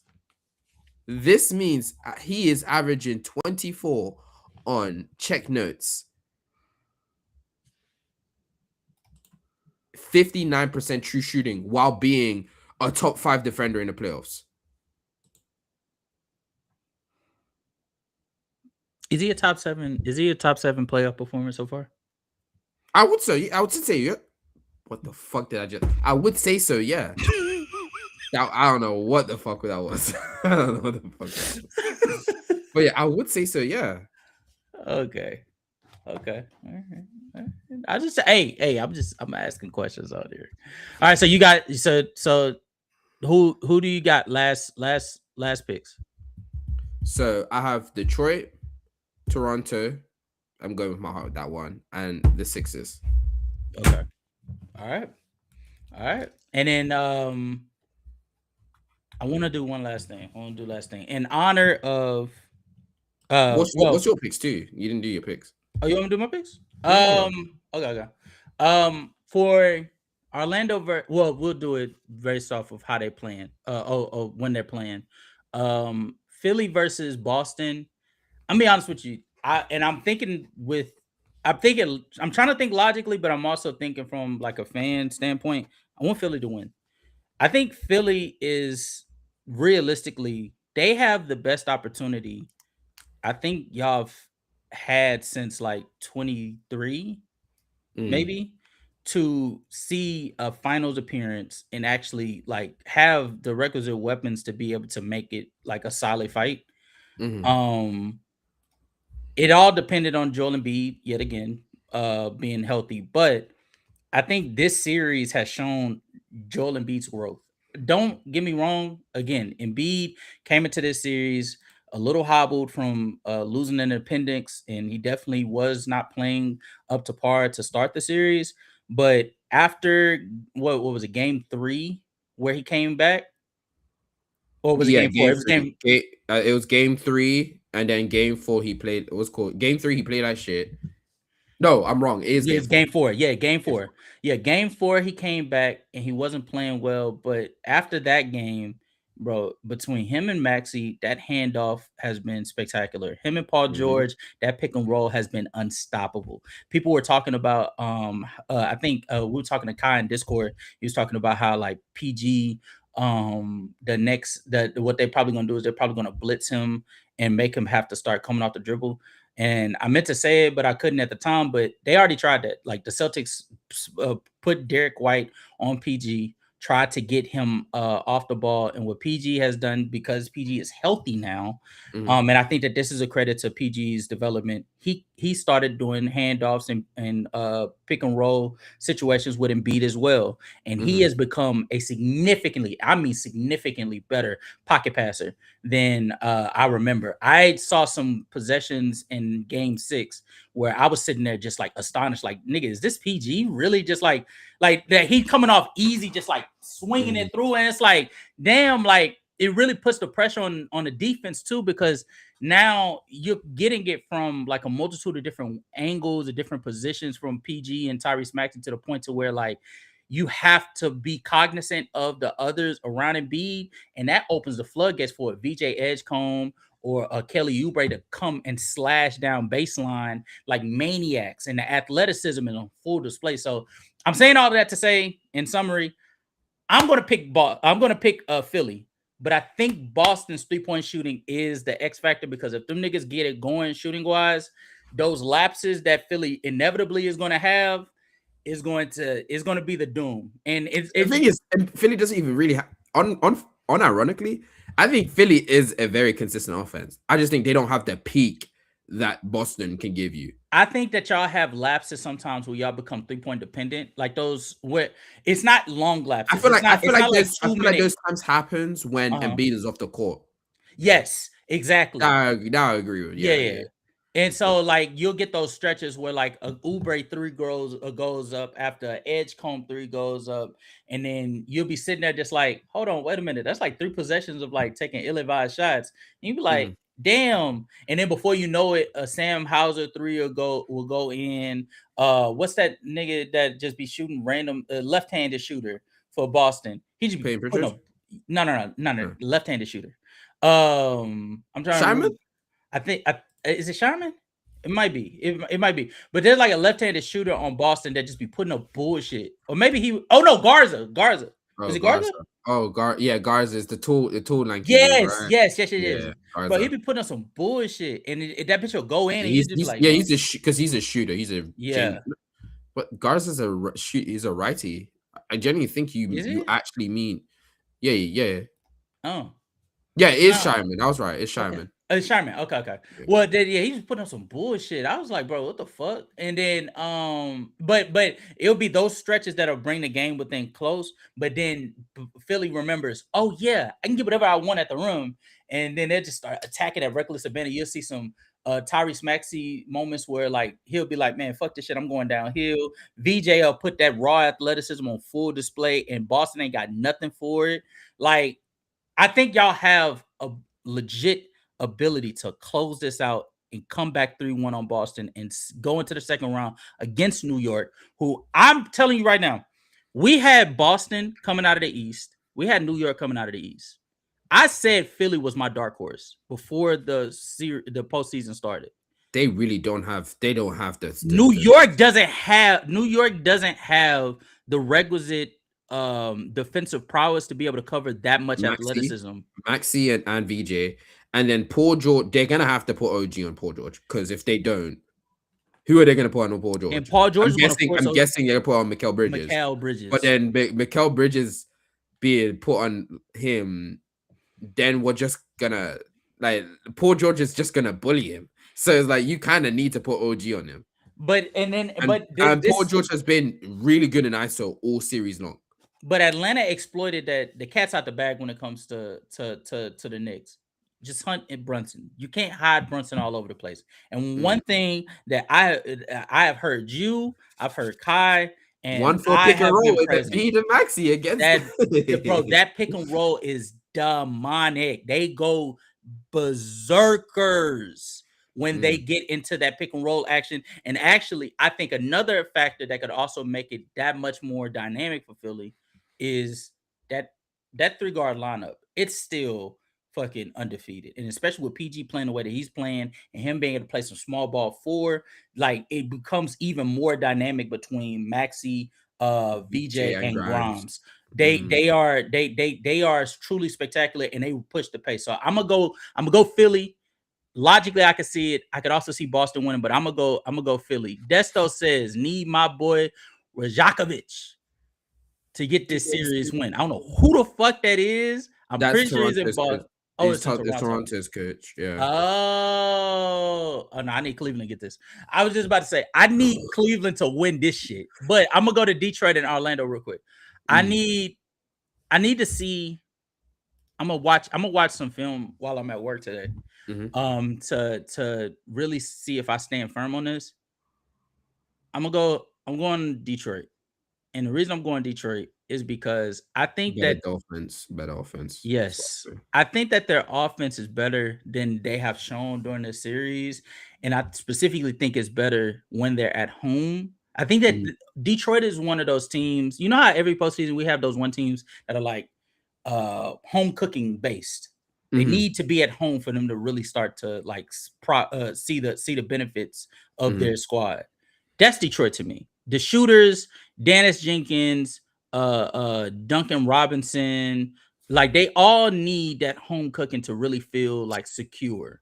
The And I f- think the fact that they got to game 7, the fact that Cade was able to pull out all the stops to get them to this point, I don't think they do it for nothing. mm. I And think the fashion that Orlando lost. I just said that. The fashion that Orlando lost that is was so nasty work. demoralizing. It's so demoralizing to the point that you don't blow a lead of historic proportions and they get to come back and the basketball guys grant you the second round. It just does not feel right at all. So I'm gonna go Detroit with that. Detroit, just reminder, guys. Magic was leading leading the half by 22 Mm-hmm. and proceeded to only score 18 for the next 2 halves. Yep. Diabolical. So I'm gonna go Detroit, and then as far as Cleveland and Toronto, for the sake of Uno, your beloved Uno.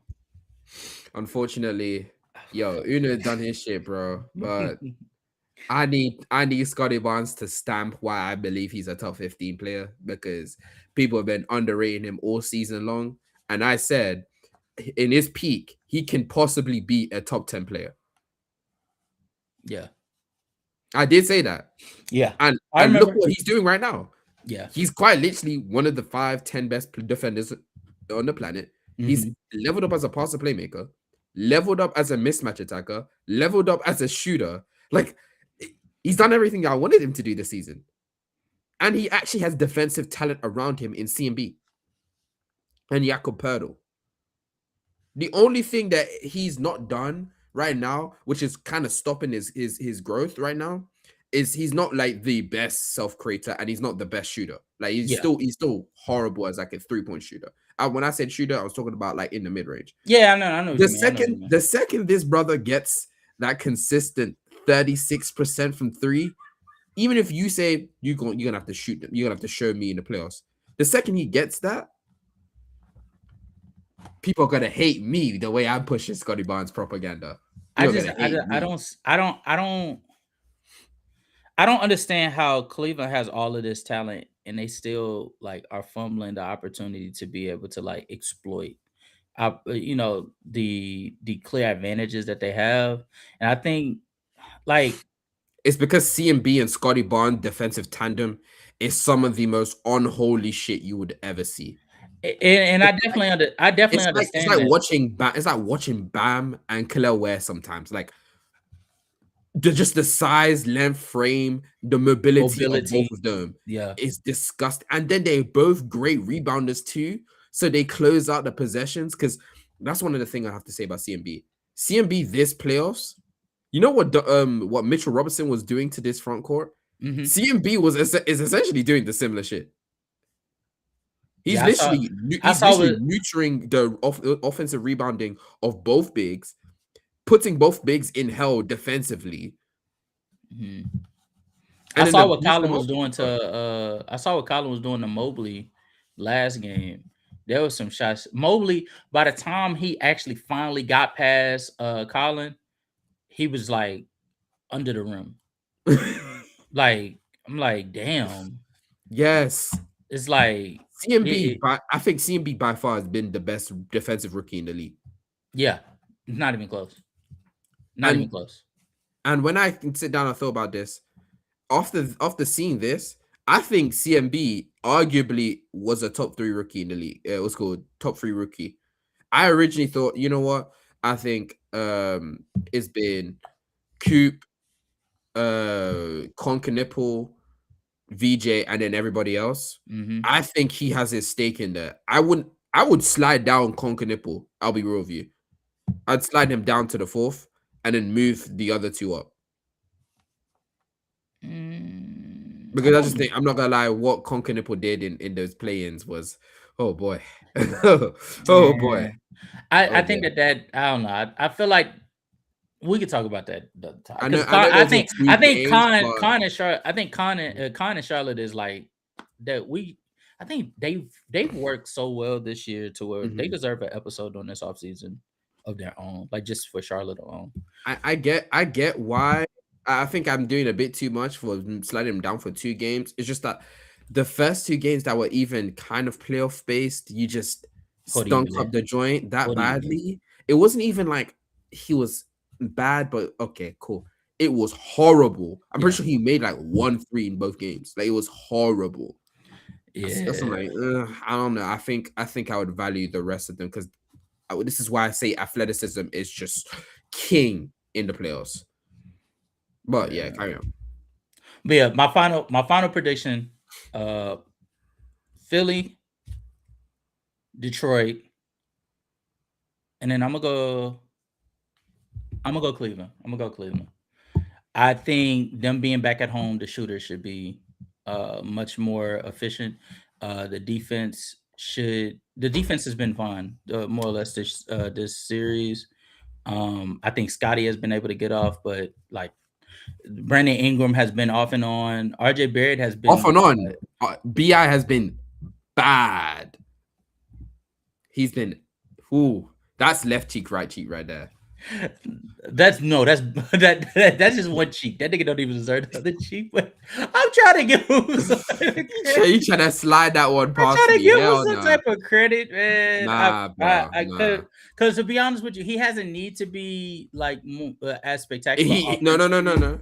He definitely needed to be. If he was as spectacular level, offensively as he needed to be at least. He needed to be at least. Even if he was a step below, even if he was a step below in regular season, they would have beaten the Cavs already. Oh, I agree.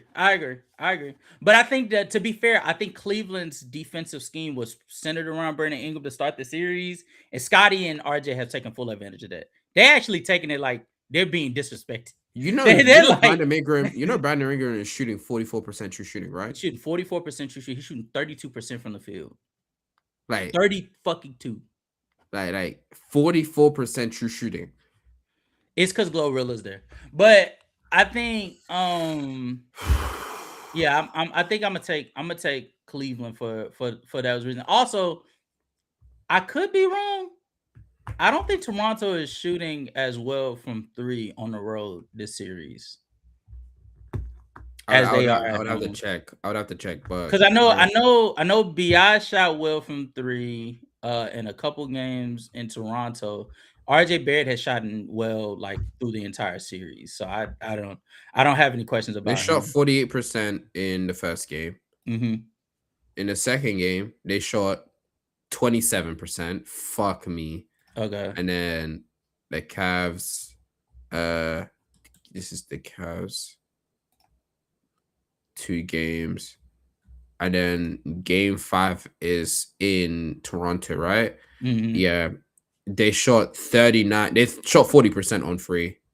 Oh, you said on the road, not at home, right? Yeah, I'm retarded. My bad. I'm dumb. Whoa! Oh yeah, I'm not supposed to say that. Whoops. Fuck, you can you not just cut that a little bit out? It's hopefully fine. YouTube don't find it. Oh my god. Wait, am I wrong? Wait. Game 1, game 2. Game 1 went to Cleveland. Game 2 was Cleveland. Went to Cleveland. Game 3 and then they switched. Toronto, and then Toronto, Cleveland. Yeah, they shot 40% against that, and then game 6 they were playing. It was called they were in the home. So no, the 2 out of the 3 games they shot really well. How many threes did they put up? All right. We don't have to go. We don't have to go all of that. In Toronto, it was in game 5. In game 5, they took 38. In game 2, no, I'm being dumb. Here, in game 2, they shot 26, and then in game 1, they shot 27. So they had one outlier shooting when it comes to the volume, but the other one, Yeah, so Okay. I'm pretty sure even Game 6 they shot well, but that was in Toronto. So which team you won with? Toronto. Oh, Toronto. Yeah, I'm gonna go with Cleveland. Yeah. So we got Yeah, we you can have like being we different. got well, we both agreed that Detroit should win. We both pick Philly. So yeah. Yeah, you want to be different. We got to be different in some area. So yeah, nigga. Sorry, I have something to talk about. Yeah. Yeah. So Philly, I'm going Philly, Detroit, and Cleveland. So I'm going remind me of that one episode, that one movie. I don't know. It's like, nigga. I seen that clip. That clip killed me. Oh my god. Last section, because you gotta roll. All right. I'm going to play a game with the Rockets now being knocked out. KD's 20 questions. It's 20 questions. I'm doing this very fast. Okay. All right. Have you ever played this before? Nope. All right. So the way that this works, relatively simple. You are going to ask me 20 questions, right? And within these 20 questions, they cannot be revolved around basketball. You are simply just asking questions about like the exact, like, you know what I'm saying? You're going to be asking me questions about Kendrick. Fuck. All right, restart, chat. Restart. Okay. You are going to be asking me 20 questions, and these questions cannot be basketball based, but they have to be around his status. And it is Kevin Durant's teammate. That is the only prompt that I can give you. I'm guessing he's talking about Şengün. Nope. Kevin Durant's teammate. The triple double cocaine bear? No. I love that. What the fuck? That's what he said. I love that one. Jabari. No. You're not asking any questions. You just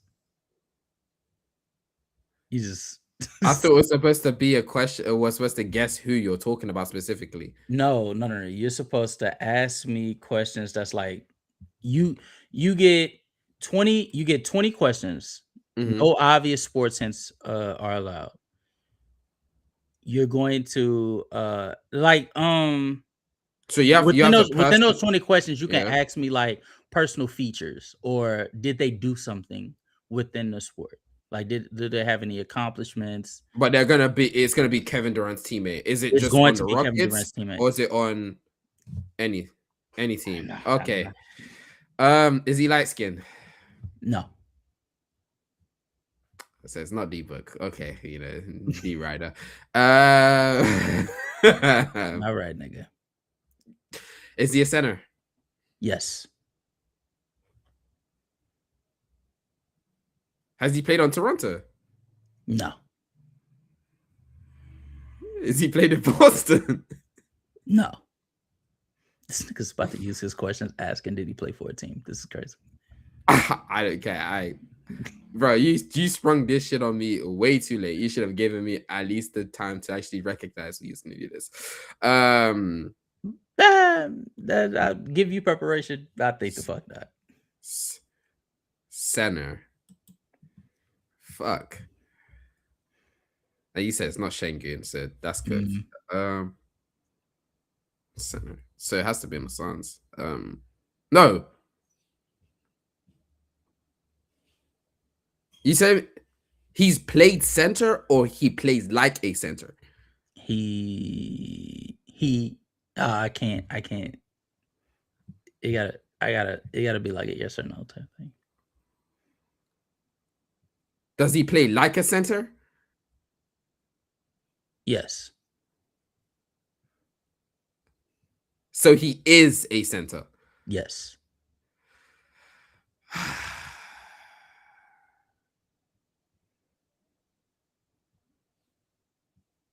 Does he play for the Suns right now? No. What the fuck is this player?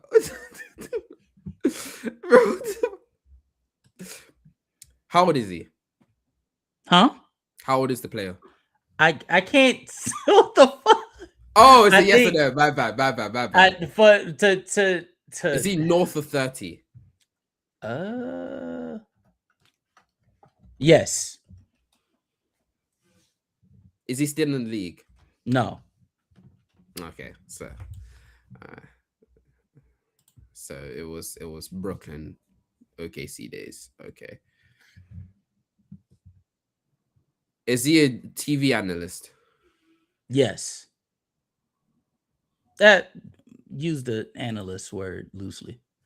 I was thinking Perkins, but apparently not. So that's why I asked Boston, where you said no. So was Wait, he? you said Boston? Yes. I didn't think you said. Oh, that was one of the early questions. Yeah, so it's Yes, Perkins. So shit. yeah, I asked that really early because you said center. My first thing was I did. okay, I need to knock that Yeah, I shit out. didn't. Yeah, I didn't. Yeah, I- yeah, you don't want to yeah, hear that because I you know didn't you hear don't that want it part. to. Yeah, I knew yeah, it was it's Perkins. Perkins. Yeah. I knew that. I knew that really early. I was like, okay, center. He's gonna do a relatively known one. So the first one I said was Toronto. Did he play in Toronto? Because that was research, right? Mm-hmm. And the second one, which I said was, did he play for Boston? Because that's Perkins. Yeah, so that's why I did that. Anyways, I think it's time for us to dip because Yeah. But that was fun. And since you said it's easy, get ready because next time it's going to be much harder. But chat, we appreciate you guys for being here. We had, I want to say, as high as like 5 people watching us at a time. You guys were active in chat. You guys were amazing. Shout out to Sports PSP. Shout out to Desto. We gotta go and we can't wait to get the fantastic, amazing group that we do podcasts with all the time. We can't wait to have you guys on the show to chop it up with us during the postseason, if not the off season. But for the rest of you guys that are just not joining, we're about to tap out. We're about to roll out. We appreciate you guys. You guys take care. We'll see you guys next time. Peace.